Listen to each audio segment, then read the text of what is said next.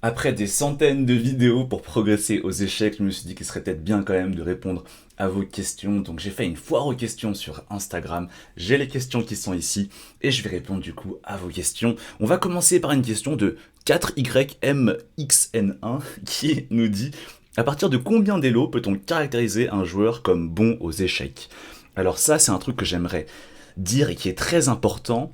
Vous êtes meilleur que ce que vous pensez, hein. J'ai fait beaucoup de coaching, j'ai eu beaucoup d'élèves et voilà, les gens ils sont 1200 et ils se considèrent comme étant pas bons aux échecs. Mais 1200, vous êtes déjà dans la petite majorité des joueurs qui jouent extrêmement bien aux échecs. On peut le voir avec les statistiques disponibles sur chess.com.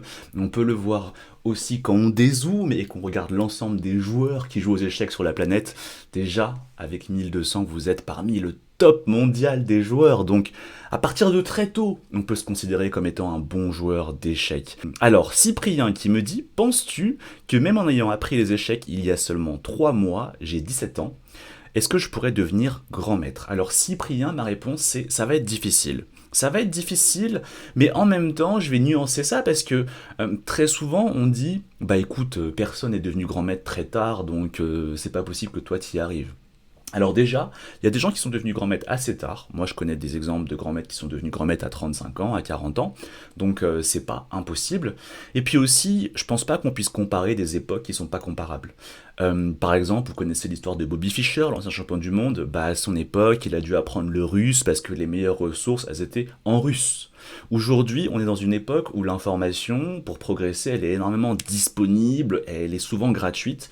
Et donc, on ne peut pas comparer des époques incomparables. Aujourd'hui, c'est beaucoup plus simple de progresser aux échecs. Et donc, peut-être qu'il sera beaucoup plus simple de devenir un fort joueur, voire un titre maître international ou grand maître international, même beaucoup plus tard. Ma plus grosse performance aux échecs, demande Luc. Alors, c'est quand j'ai battu Abhijat Gupta, qui a été membre du top 100 mondial l'an dernier au tournoi international de Reykjavik.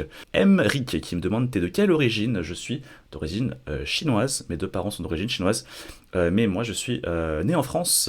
Alors j'ai une question de Marius qui me dit: la marque qui te soutient à hauteur de combien et de quelle façon? Est-ce que c'est du matériel? Est-ce que c'est financier? Alors peut-être que vous savez, hein, j'ai un sponsor qui s'appelle Quarks Lab et qui m'accompagne depuis 1 an sur mon projet de devenir grand maître international d'échecs. Et du coup, il m'aide essentiellement à pouvoir payer mes voyages pour les tournois, payer mes coachs d'échecs, et grâce à eux, je peux réussir à financer tout ça. Et aussi, il m'aide à pouvoir faire le contenu que je vous propose aux échecs. Parce que à force, hein, il y a une petite équipe autour de moi, un monteur par exemple, un caméraman bientôt qui va venir filmer les prochains tournois, et tous ces gens, il faut les payer. Et donc c'est grâce à Quarks Lab. Ça me fait plaisir que Quarks Lab pense que c'est intéressant pour eux de pouvoir sponsoriser un joueur d'échecs, parce que effectivement le sponsoring en général, l'argent va aller essentiellement au sport qu'on connaît tous, hein, le foot, le tennis. Et je pense que c'est bien si le monde des échecs arrive à montrer aux sponsors que on peut proposer quelque chose qui est intéressant pour les entreprises. J'ai vu récemment que le plus jeune grand maître de l'histoire en France, Maurizi, a reçu un sponsor assez important. Et donc c'est bon, c'est un bon signe, et ça veut dire que les échecs intéressent de plus en plus de monde, et qu'il peut y avoir d'autres moyens aussi pour du coup accompagner les joueurs de haut niveau vers leur quête. La mienne, elle est plus modeste, c'est de devenir grand maître. Celle de Moridi, je pense que c'est devenir probablement l'un des meilleurs joueurs du monde, voire champion du monde. Paul Gran, je crois, qui me demande: est-ce que tu penses retravailler comme avant dans une entreprise? Alors pour ceux qui ne le savent pas, effectivement, avant j'avais un travail plus classique, hein, j'étais consultant en entreprise, et c'est il y a 2 ans que j'ai 2-3 ans que j'ai tout arrêté pour me lancer sur les échecs. Alors, écoute, Paul, en fait, j'ai pas forcément, c'est pas forcément moi qui décide.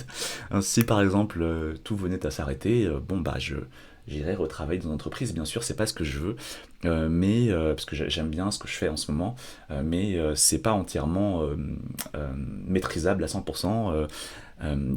Voilà. Peut-être que je serais amené à retourner dans l'entreprise et à faire peut-être ce que je faisais auparavant. Alors, j'ai Gaspard qui me dit: quel est ton objectif Elo?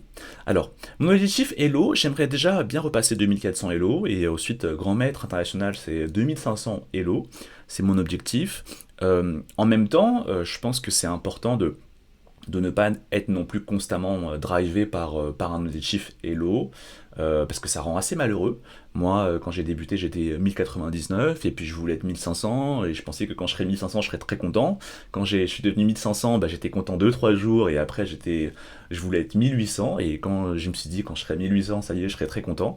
Et quand je suis passé 1800, et bah, je me suis dit, j'étais content 2 3 jours, et puis je me suis dit, oh, j'aimerais bien être 2000 quand même.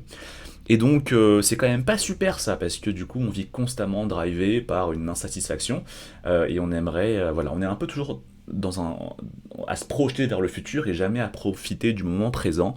Donc, j'ai un objectif de Hello, mais j'en fais pas non plus, voilà, ce qui guide mon action au quotidien, parce que ça peut rendre quand même assez malheureux d'être constamment un petit peu comme ça, omnibilé par le futur. Alors j'ai ici Izunami qui me demande c'est quoi ton prochain tournoi. Alors c'est fin juin, je vais jouer un tournoi international en Allemagne. C'est la première fois que je serai accompagné d'un caméraman qui va du coup pouvoir un peu filmer les coulisses aussi de ma préparation, des parties, de l'environnement autour. Et j'ai hâte de vous partager ça, j'espère que ça va vous plaire, on verra bien. Quelle est ton ouverture préférée aux échecs, ou quelle est la meilleure ouverture? J'ai pas mal de personnes qui me demandent ça. Alors, moi, mon ouverture préférée, je pense que c'est sans doute la catalane. Vous voyez beaucoup de parties, quand je partage mes parties où je joue la catalane, c'est l'ouverture que je préfère parce que ça va vachement à mon style. Mais voilà, déjà, j'aimerais dire que c'est pas parce que je joue de la catalane que par exemple vous devez jouer la catalane. Il y a aussi une histoire de style, vous voyez. Par exemple, c'est comme le style vestimentaire. Certains s'habillent d'une façon et d'autres d'une autre. Et vous ne devez pas prendre le style vestimentaire de quelqu'un parce que on vous a dit de faire ça. Il faut aussi vous poser la question, mais moi, c'est quoi mon style? Qu'est-ce que j'aime? Et peut-être que c'est autre chose qui va vous plaire. Et puis aussi, attention à pas copier les forts joueurs parce que il joue telle ou telle ouverture. Par exemple, il me semble que c'est Peter Leko, ancien challenger pour le titre de champion du monde, qui a dit ah mais moi maintenant à mon niveau je n'ai plus le choix et je dois jouer la Petrov, la catalane, la slave, mais parce que maintenant les gens sont surpréparés et il s'avère que quand on est surpréparé avec des super ordinateurs, il n'y a plus beaucoup d'ouvertures qui sont tout à fait valables. Et du coup, on en finit à jouer un petit peu les mêmes ouvertures. Mais Peter Nico, il a dit ah, mais par contre, si aujourd'hui j'étais 1400, oh là là, je serais tellement content et je jouerais le Gambit de Budapest et je jouerais peut-être la Lapine ou je sais pas. Et, euh, et en fait, ce qu'il faut comprendre, c'est que différents niveaux impliquent différents besoins et impliquent probablement différentes ouvertures. Et donc, vraiment, il faut s'inspirer des meilleurs, mais pas les copier, parce que si vous les copiez, vous risquez de faire comme eux, mais de pas comprendre réellement pourquoi eux, ils font les choses de cette façon. Et donc, s'inspirer pour mieux comprendre ce qui peut nous convenir à nous. Voilà. Bah écoutez, j'ai fait un petit peu le tour des questions. Dites-moi si ce petit foire à questions, ça vous a plu. On pourra s'en refaire d'autres si jamais ça vous plaît. Et puis, bah, on se retrouve bientôt peut-être pour une vidéo un peu plus classique. Merci à tous et ciao ciao.